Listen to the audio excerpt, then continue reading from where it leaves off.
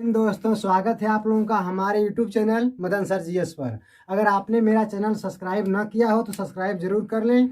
और आप लोगों के लिए एक ट्रिक लाए हैं, ये तुलसीदास से संबंधित है। सभी एक दिवसीय एग्जामों में प्लस 9, 10, 11, 12 के लिए ये ट्रिक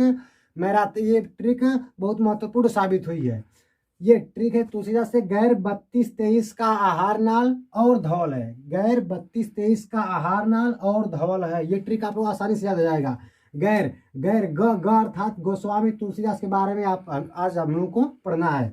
गोस्वामी तुलसीदास का जन्म राजापुर में हुआ था। इनका जन्म कहाँ हुआ था? राजापुर में 1532 अर्थात 1532। इनका जन्म गोस्वामी तुलसीदास का जन्म 1532 में राजापुर में हुआ था। और इनकी मृत्यु 1623 ईस्वी में काशी में हुई थी। गोस्वामी तुलसीदास की मृत्यु 1623 में काशी में हुई थी।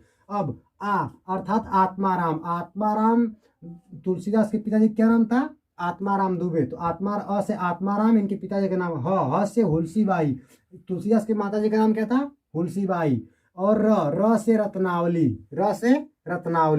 रत्नावली अर्थात तुलसीदास क्या थे? भैया अखिलेश वाले जिले की। और रत्नावली कहाँ की थी? ये योगी आदित्यनाथ वाले जिले की। बीच में कौन नदी बहती है? घाघरा।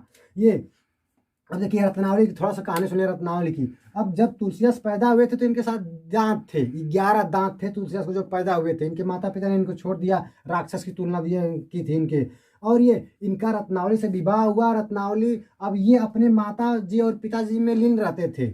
और ये बेचारी बड़ी परेशान रहती थी, माता जी पिताजी में लीन रहते थे।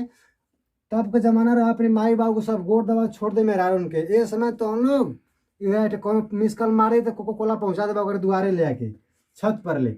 अब ये रत्नावली अब एक ध्यान ना दे, ये का कैला छोड़ देला, फेंक देला, चूल उल फोड़ के चल गए अपने नैहर गोरखपुर। अब हुआ का, ये भी रात को अब कड़ाके की ठंड बरसात थी। उस बरसात में ये मुर्दा के सहारे घर से निकल गए, तैरते हुए घाघरा को पार करके पहुंच गए गोरखपुर में। और ये जब उनके रत्नावली घर पहुंच देखा ताला मारल और बाहर से अंदर से सिकड़ी बंद गई। अब छरदावाली फान ना पाऊना, इसे अजगर लटकल। अजगर के पकड़ के ऊपर अंदर गई ना। अंदर जाके तुलसीदास अंदर गई ना, डरा गई करे ये बैग कहाँ से आ गई फलाना। ये बोले कि जितना तू प्यार ये देहिया से करला उतना प्यार राम से करता तू मोक्ष पा देता। उनके बात लग गई और चले नहीं वहाँ अने आके राम जी के भक्ति में लीन हो गई ना। और ये दुनिया का सबसे बड़ा महाकाव्य रामचरितमानस लिख देना। इनके औरत क्या नाम था? रत्नावली। गोरखपुर के रहने वाली थी रत्नावली। रसे रत्नावली तुलसीदास के पत्नी का नाम। न से नरहरिदास इनके गुरु जी के नाम रहा नरहरिदास। पहले मतलब 10 में पढ़ जाता ना लिख पाओ जा, 10-12 में पढ़ जाता नरहरिदास ना लिख पाओ जा। एक खातिर हमके आज भी याद हम राम प्रसाद गुरु जी मरले नरहरिदास लिखे रहते हैं। इनके गुरु जी क्या नाम था? नरहरिदास। और ल से लोकमानस कवि। वनडे में पूछा गया है पुलिस के पेपर में कि लोकमानस कवि किसे कहा गया है? तो लोकमानस कवि भारत में कौन है? तुलसीदास। लोकमानस कवि कौन है? तुलसीदास। लेकिन भारत का अगर राष्ट्र कवि पूछे तो मैथिली शरण गुप्त। अगर भारत का राष्ट्र पूछे कि राष्ट्र कवि कौन है तो मैथिली शरण गुप्त। लेकिन लोकमानस कवि किसे कहते हैं? तो गोस्वामी तुलसीदास को। से अवधी भाषा में इन्होंने सबसे बड़ा महाकाव्य रामचरितमानस की रचना की थी। रामचरितमानस की भाषा हमारे उत्तर प्रदेश की एक भाषा है अवधी भाषा में रामचरितमानस की रचना की थी। और कक्षा 10 में इनका एक चैप्टर उसका नाम है धनुष भंग। राम जी के विवाह से संबंधित है। धनुष भंग करके राम जी कैसे स्वयंवर में सीता जी से विवाह किए। इसके बाद वन पथ पर जब कैकेयी का अनुताप होता है, कैकेयी रोती है, वन चले जाते हैं, तो वन पथ पर एक इनका काव्य लिखे हैं तुलसीदास। इसके बाद अगला लिखे हैं लालिमा राम की लालिमा पुस्तक कौन लिखे हैं? गोस्वामी तुलसीदास।